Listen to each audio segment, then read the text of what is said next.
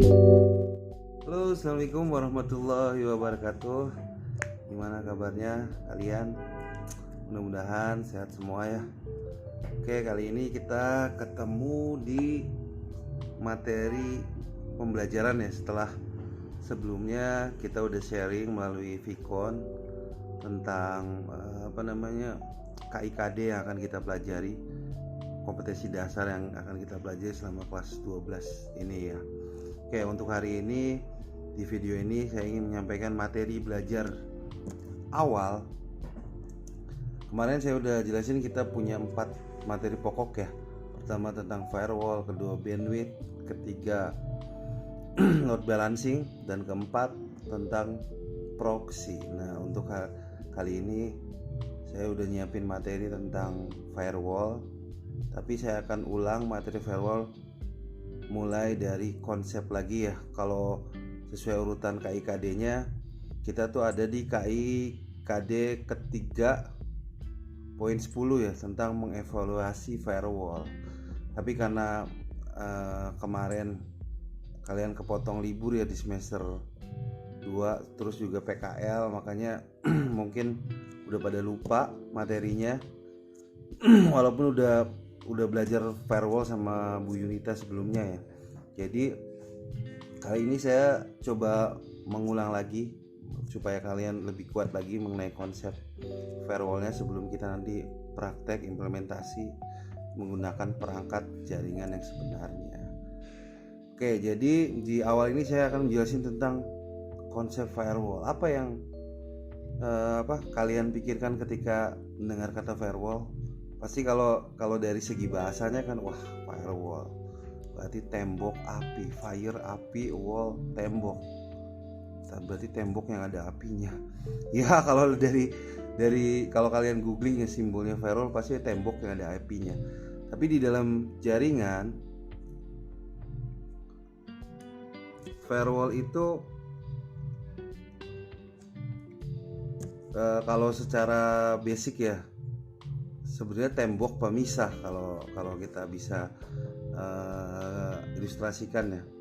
Kalau di dunia nyatanya kayak seperti tembok pemisah antar ruangan. Jadi dia tuh untuk memisahkan antar ruangan.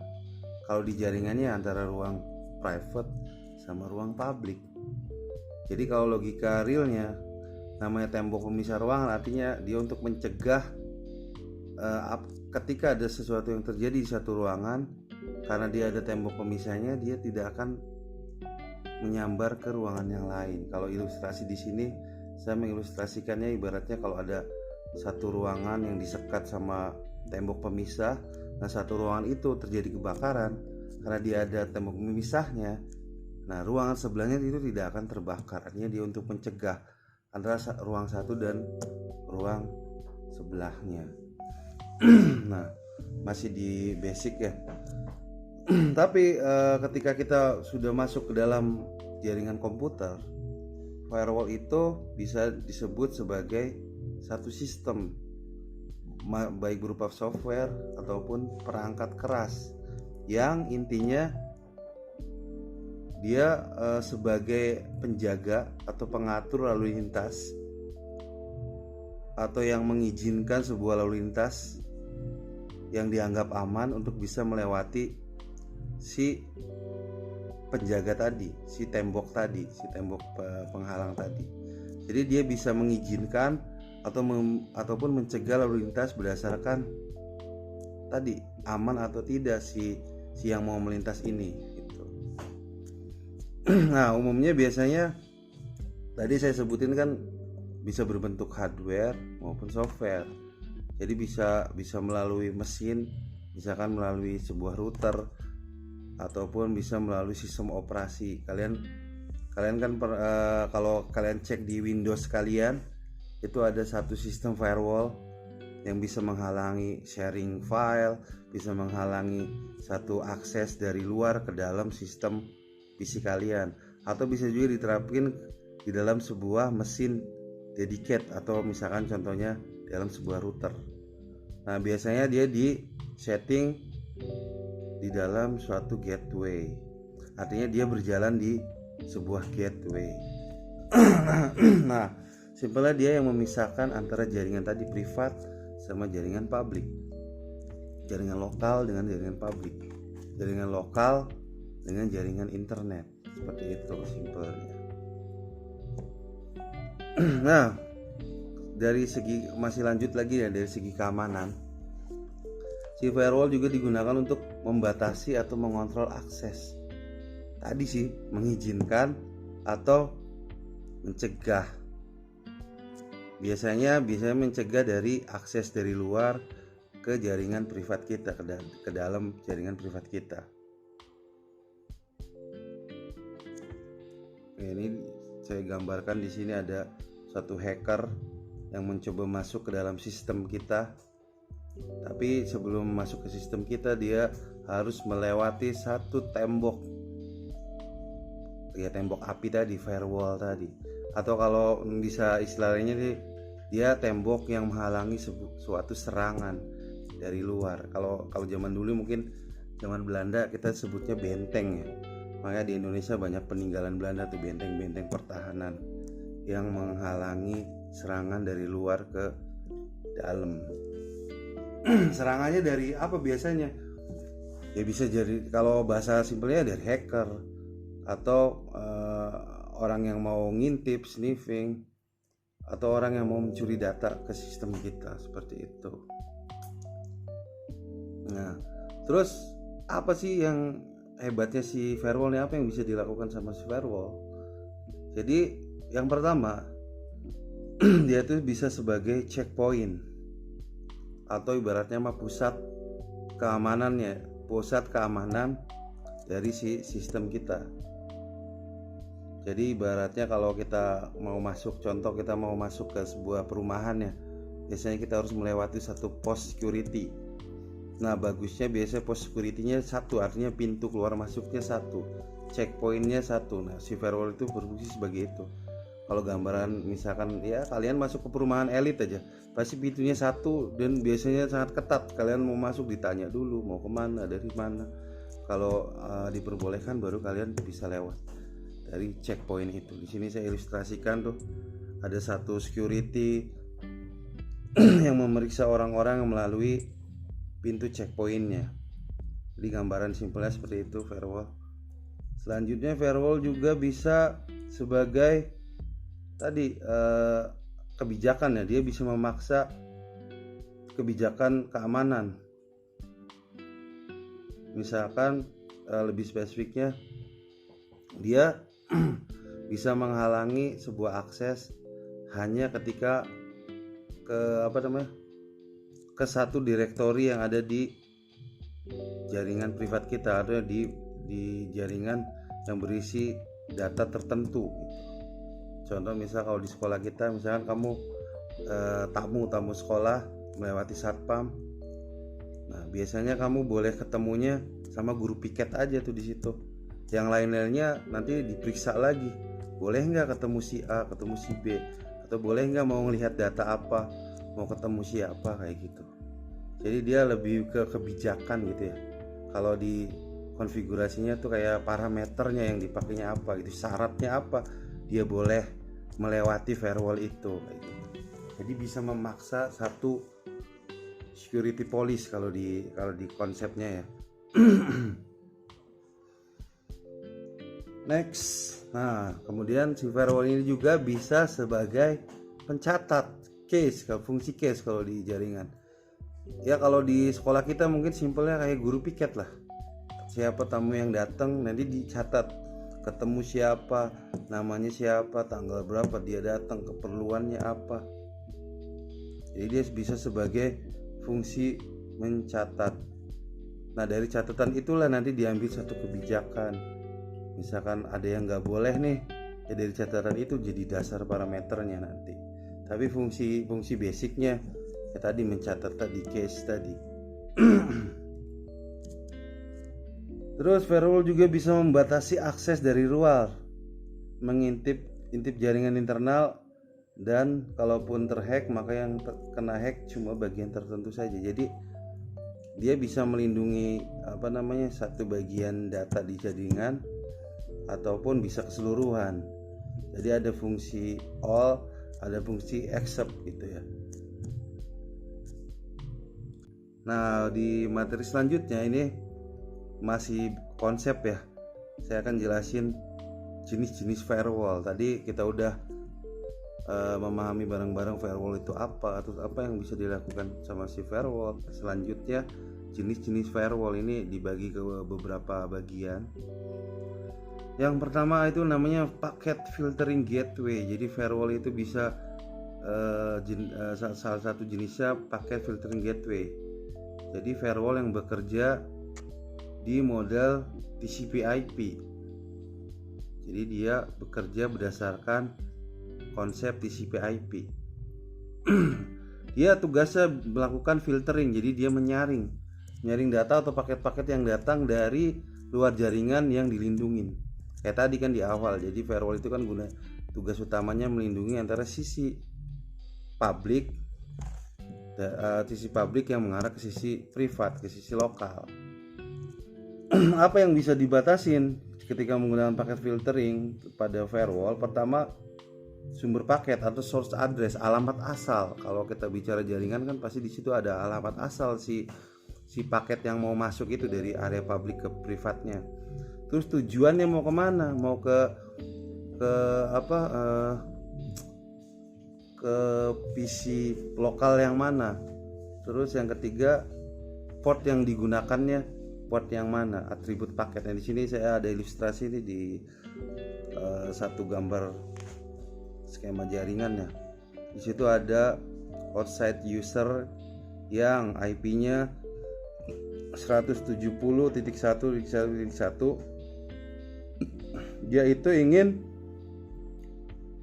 masuk atau ingin menyerang PC klien yang ada di internal jaringan kita ke arah PC yang IP-nya 201.1.10. Sedangkan sebelum si outside user itu sampai ke targetnya, dia harus menghadapi satu firewall yang sudah dilengkapi paket filtering dengan logika tuh, lihat di situ shortnya any. Jadi alamat asalnya dari IP berapapun.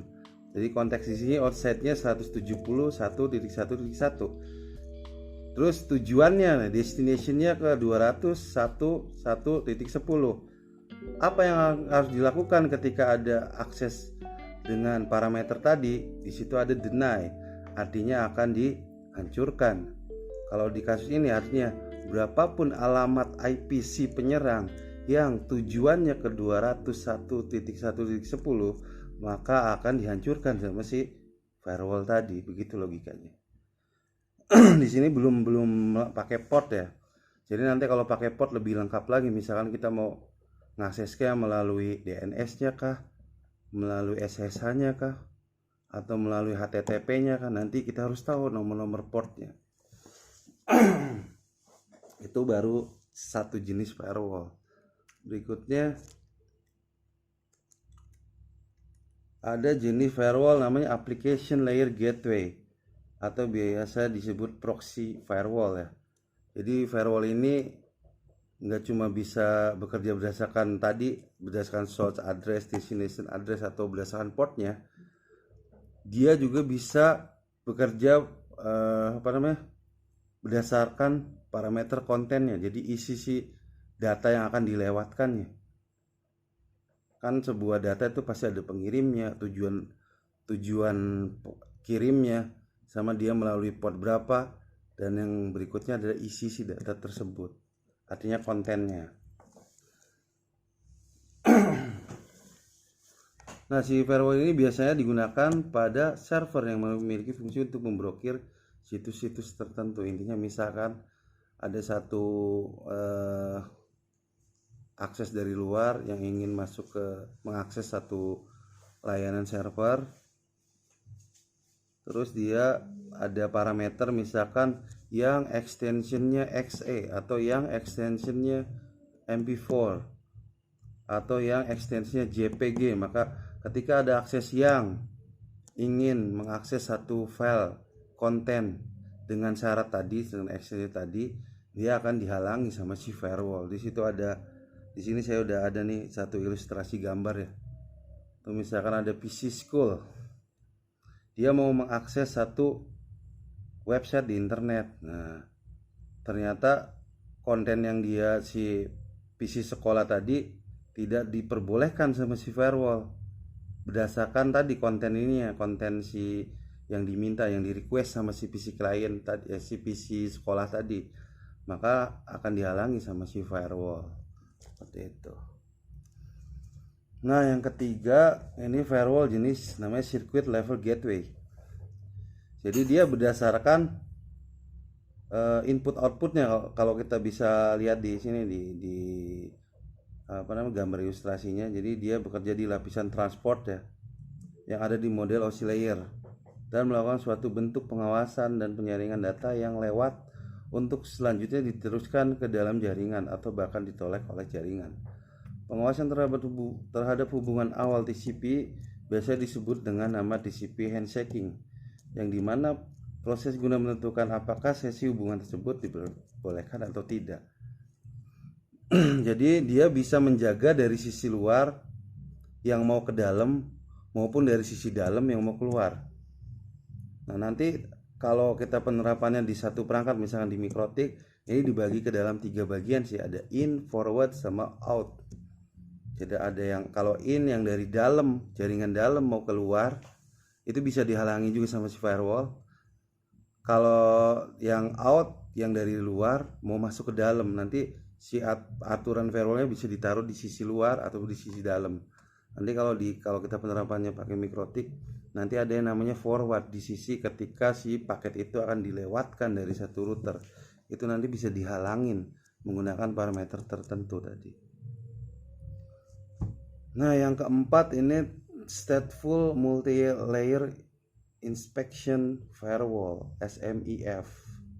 Jadi dia kolaborasi firewall yang menggunakan 3 konsep OSI layer. Kalian kalau yang masih belum paham OSI layer, coba baca-baca lagi ya, ada 7 layer mulai dari physical sampai presentation ya. Kalian nanti pelajarin lagi. Kalau di SMIF ini dia basis ininya, konsepnya mulai dari layer application, transport, sama network. Jadi dia bisa menghalangi kolaborasi, bisa berdasarkan port. Tuh bisa dilihat di sini ada contohnya nih. Misalkan mau menghalangi yang service web, berarti dia harus menggunakan port TCP 80 atau 443. Kalau 443 berarti HTTPS, kalau 80 HTTP-nya.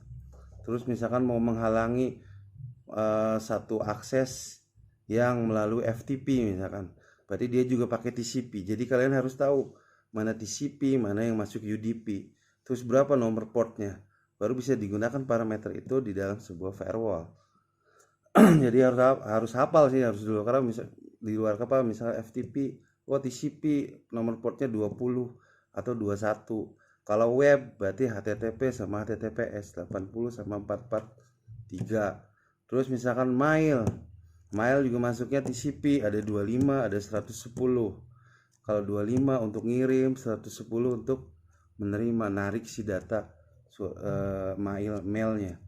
Nah, kalau DNS ini bisa UDP, bisa TCP. Biasanya nomor portnya 53, bukan biasanya sih, standarnya. Kalian bisa cari pedoman di standar port namanya.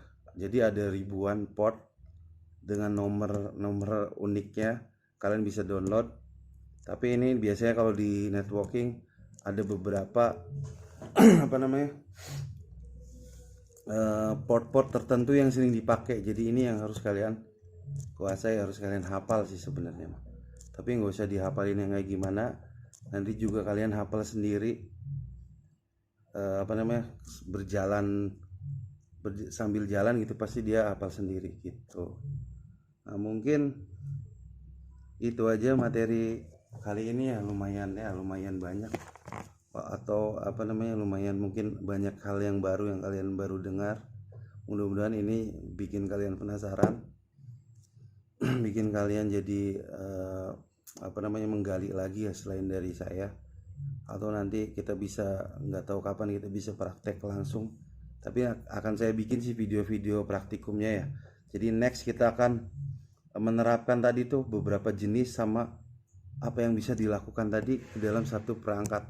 Kebetulan saya akan menerapkannya di salah satu perangkat router ya. Nanti tunggu aja videonya. Mungkin itu aja dari saya. Cukup sekian, terima kasih udah nonton video ini.